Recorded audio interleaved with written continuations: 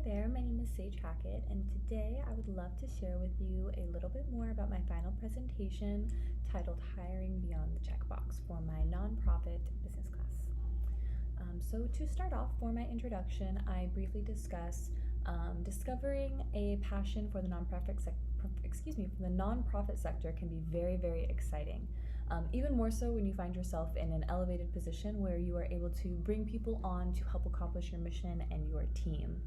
I also talk about how it is essential that these nonprofit leaders that are in charge of bringing these different people onto their teams are tasked with ensuring that the people that they're hiring are mission-based, focused on advancement, accountability, sustainability, growth, and all of the simultaneously developing things that a workforce needs in order to be successful. I also mentioned in this topic that the overall success of the nonprofit is not determined by the amount of funding it receives, but rather it's influenced by the people. This also is something I go on to talk about a little bit later, talking about human capital later on into the introduction, where I do directly quote Ulrich of 1997, where I mention that companies like to promote the idea that employees are their biggest source of competitive advantage. Yet the astonishing reality is that most of them are as unprepared for the challenge of finding, motivating, and retaining capable workers as they were a decade ago. I also then go on to talk about how it is important to invest in these effective recruiting techniques that have been long-standing, trusting that these effective recruitment patterns that have been long tested and tried, including developing a diverse board, cultivating meaningful professional relationships, they help push the organization forward towards long-term success. Later on in recent years, strong attention has been placed on diversity, equity, and inclusion practices, both in and out of the private sector. These stakeholders of the nonprofit organizations are holding the expectation that leadership will reflect and serve their increasingly diverse communities. I close out my introduction by stating by nurturing inclusive leadership, strengthening hiring processes and practices, encouraging active collaboration and participation, nonprofits increase their abilities to serve their local communities. Now for my literary review. I went deeply into talking about human capital management and nonprofit organizations. I referenced a couple different well-known authors, and a couple other individuals that I felt like really brought some different sort of education and knowledge. I tried to be well-versed when I was researching my resources.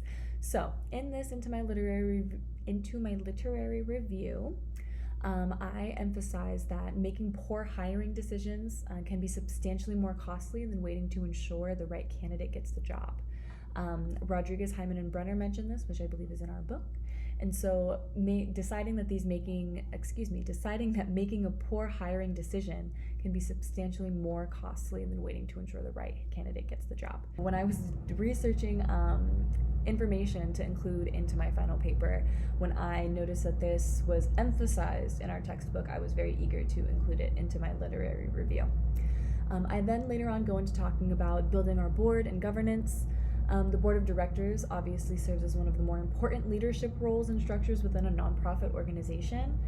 These members are responsible for their oversight, strategic planning, financial guidance, ensuring accountability, and pretty much, as I mentioned, overall governance of the entirety of the nonprofit. These boards are successful by providing their key insight and experience and support while also assisting their organizations in staying focused on their missions. Then I later on go into talking about networking and relationship building, where I mention, according to Johns Hopkins advanced research programs, networking contributes significantly to professional advancement by connecting individuals with resources and opportunities they may not otherwise encounter.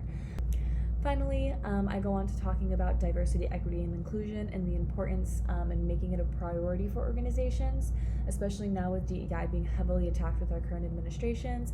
I believe that the efforts travel far beyond workforce demographics, including organizations that examine policies, leadership structures, recruitment practices, and organizational cultures. Diverse leadership teams often maintain a greater level of understanding of the community needs rather than the opposite. Additionally, I do believe that, well, it's not my belief, but I am a firm believer and also backed by some research that stakeholders increasingly expect nonprofit organizations to demonstrate their commitment to DEI, as this significantly repairs the relationship between communities and their nonprofit sectors. Lastly, I talk about our application process and how we can help Ventura County. I believe that we can strengthen our recruitment pipelines in Ventura County. I think connecting with our local schools, creating some sort of solid pathways to where children can be aware of the nonprofit opportunities that are available to them, and understanding that just because you work for a nonprofit doesn't mean you're not going to make money. You may not make the most money, but you will survive. You're not going to be broke forever, hopefully. At least you'll be able to support yourself. I then go into talking about enhancing Ventura County's DEI initiatives, utilizing the statistics that we have, and also inquiring ways about how to obtain more, as well as expanding our professional networking opportunities. I believe that these will allow us to go in deeper into communities that have maybe vulnerable populations, but definitely have people that are more than capable, if not more capable than certain individuals that are even currently working in the sector. So I think that expanding our networking, expanding DEI initiatives will help increase the productivity and the influx of people interested in working for nonprofits and maybe even contributing to nonprofits. Lastly, in this, I do speak about leveraging social media and our community engagement.